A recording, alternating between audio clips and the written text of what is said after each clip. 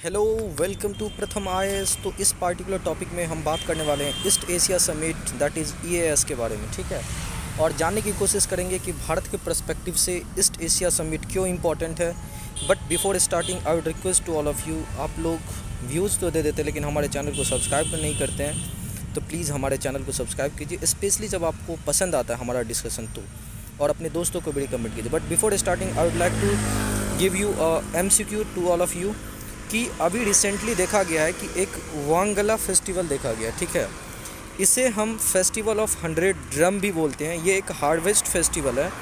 तो इस दिए हुए ऑप्शंस में से किस में जो है ना एक तरीके का ये फेस्टिवल मनाया जाता है, ठीक है। तो आपको यहाँ पे बताना ऑप्शंस दिया हुआ है। गारो ट्राइब मनाते हैं, भील या मुंडा या संथाल, ठीक है। बट आपको मैं इस पार्टिकुलर वीडियो के का जो डिस्कशन के बाद हम आपको इस पार्टिकुलर क्वेश्चंस का एक्सप्लेनेशन देंगे। तब तक के लिए चलिए हम स्टार्ट करते हैं अपनी डिस्कशन। तो चलिए शुरू करते हैं। तो अभी vice president of India Jagdeep Dhankhar ji address कर रहे हैं 17th East Asia summit in Phnom Penh that is Cambodia. आपको पता होगा कि हमारे देश के PM G20 जो इंडोनेशिया में चल रही है वहाँ पे जा रहे हैं। तो हमारे जो 17th ईस्ट एशिया समिट है उसके जो भी एक तरीके से बोल सकते हैं डेलीगेशन की टीम, तो उसको लीड कौन कर रहे हैं? हमारे वाइस प्रेसिडेंट साहब जगदीप धनखड़ जी, ठीक है। अब हम जानते हैं कि ईस्ट एशिया समिट में जो ये पार्टिकुलर रीजन है इसमें मेंबर्स कौन कौन से हैं। तो आप यहाँ पे देख रहे हैं रशिया है, चाइना है, इंडिया है, म्यांमार है और आसियान के कंट्री है। फिर आपको जापान रीजन आता है। उसके बाद आपको यहाँ पे देख रहे हैं डेट इज़ ऑस्ट्रेलिया है, न्यूजीलैंड है, ब्रुनोई है, ठीक है, और US है। तो EAS के पास टोटल 18 मेंबर है। You have to keep in mind this numbers, ठीक है। क्योंकि और कभी कभी आपको पूछ भी लिया जाएगा कि इसमें से कौन से कंट्रीज़ EAS के मेंबर नहीं है। जैसे आपने एक बार देखा था UPSC में पूछा गया था कि G20 के मेंबर इसमें से कौन नहीं है, ठीक है। और ये 2022 में जो है ना आपको ये UPSC में पूछा गया था। तो जैसा मैंने आपको दे दिया कि इसमें 10 आसियान के मेंबर्स है, जैसे Brunei, Cambodia, Indonesia, Laos, Malaysia, Myanmar, the Philippines, Singapore, Thailand, Vietnam. याद रखिएगा कि यहाँ पे जो आसियान मेंबर चाइना नहीं है, ठीक है। फिर उसके बाद आपको along with the Australia, China, India, Japan, New Zealand and Republic of Korea, Russia and United State. आपने 5I ग्रुप का नाम सुना होगा। इस 5I ग्रुप में से यहाँ पे लगभग कितने कंट्रीज़ हैं? तो यूनाइटेड स्टेट, न्यूजीलैंड, ऑस्ट्रेलिया, ठीक है, और एक तरीके से बोल सकते हैं ये 5I के यहाँ पे 3 मेंबर्स हैं, ठीक है। आसियान लीड्स करता है द फोरम बिकॉज ये ईस्ट एशिया स्पेसिफिक कंट्रीज़ है। यहाँ पे जो भी है वो पार्टिकुलर वैसे कंट्रीज़ है जिनकी इंटरेस्ट इतनी बड़ी इकोनॉमी, क्योंकि ईस्ट एशिया जो है ना कहीं बहुत इंपॉर्टेंट है। अभी देखिए इंडोनेशिया में G20 हो रहा है। G20 इंडोनेशिया के राजधानी बाली में हो रहा है and Bali is very famous for the tourism. हालांकि मैं आपको बता दूं कि कोविड ने इम्पैक्ट किया 20% तक डिप कर दिया था the economy of the Bali. But जैसे जैसे रिवाइवल हो रही है देखा जा रहा है कि जो टूरिस्ट की फुटफॉल है that is tremendously increased and that is going to lead the economy of the Indonesia. और ईस्ट एशिया इसमें बहुत फेमस है। केवल इंडोनेशिया ही नहीं, आपने सिंगापुर का नाम सुना होगा, मलेशिया, ये सब country. Singapore is very famous for the living standard. तो वहाँ की जो HDI है that is human development index is also very very high. तो बहुत इंपॉर्टेंट रखता है आपको इस रीजन में अगर आपको प्रॉस्पेरिटी और एक तरीके से डेवलपमेंट लाना है तो, ठीक है। तो आसियान लीड्स द फोरम क्योंकि ये रीजन बहुत इंपॉर्टेंट है। और उसके साथ साथ जो है ना इसकी जो चेयर होती है वो रोटेट करती है between the ASEAN member state annually. ये कहीं नहीं होता, केवल आसियान के मेंबर्स में ही होता है। अगर आप टाइमलाइन को देखोगे तो ये ईस्ट एशिया की समिट ये 2005 में स्टार्ट हुई थी when the first east Asia summit is held in Kuala Lumpur, Malaysia, ठीक है।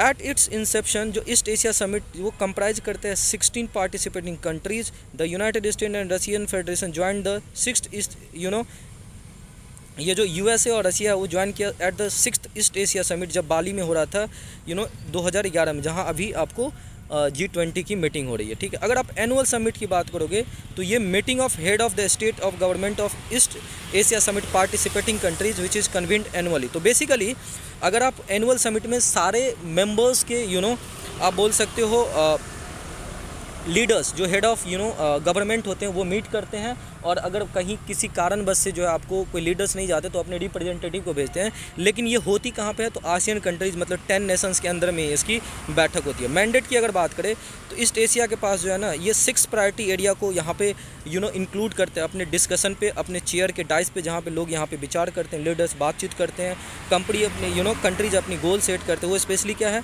तो इन्वायरमेंट, ठीक है, cooperation in environment and energy, education, finance, global health, issues and pandemic disease, natural disaster management. आपने देखा होगा कि जब इंडोनेशिया में कुछ दिन पहले 2-3 साल पहले जब एक तरीके से बाढ़ आई थी, तो उस टाइम पे हमारे भारत ने ऑपरेशन मैत्री लॉन्च किया था, तो उस पर भी हम लोग चर्चा करते हैं, आसियान कनेक्टिविटी की बात करते हैं।